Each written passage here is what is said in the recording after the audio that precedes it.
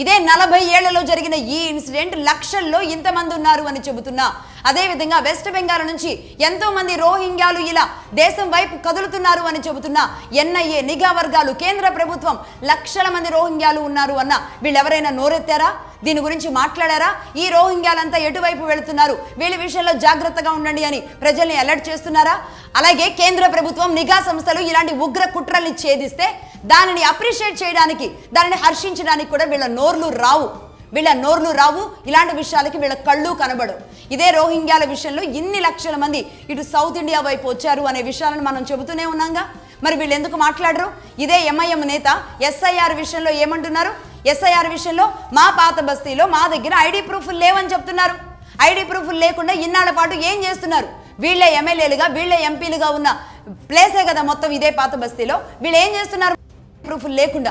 వీళ్ళకి మరి ఉచిత పథకాలు ఇవన్నీ ఎలా వస్తున్నాయి? ఎవరిని దాయడానికి ఈ విషయాలు మాట్లాడుతున్నారు ఎంఐఎం నేత ఓవైసీ? మరి వీళ్ళు అధికారంలో ఉన్న ప్రదేశంలో ఐడి ప్రూఫ్ లేకుండా, రాష్ట్ర ప్రభుత్వం చెప్పినట్టుగా వినకుండా, కేంద్ర ప్రభుత్వం చెప్పినట్లుగా ఆధార్ కార్డులు తీసుకోకుండా ఏం చేస్తున్నారు? అంటే ఇంత ఓపెన్గా, బాహాటంగా మా దగ్గర ఐడి ప్రూఫ్ లేవు, మా వాళ్ళకి ఐడి ప్రూఫ్ లేవు అని చెప్పేస్తున్నారు. అంటే వీళ్ళని ఏమనాలి? మరి వీళ్ళ గురించి ఎవరైనా డిబేట్లు పెట్టారా?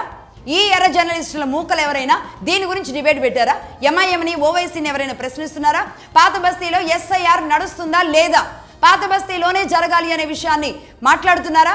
మాట్లాడరు. అదే ఇప్పుడు మనం అన్నాం కదా, కేంద్ర ప్రభుత్వం, కాంగ్రెస్ ఉన్నా, ఎన్డీఏ ఉన్నా, ఎవరున్నా సరే ఇదే విధంగా కుట్రలు జరుగుతున్నాయి అని మనం చెప్పినప్పుడు వాళ్ళ నోర్లు మాత్రం ఎందుకు రావు? అంటే వాళ్ళకి మనస్సు లేదా, మానవత్వం లేదా?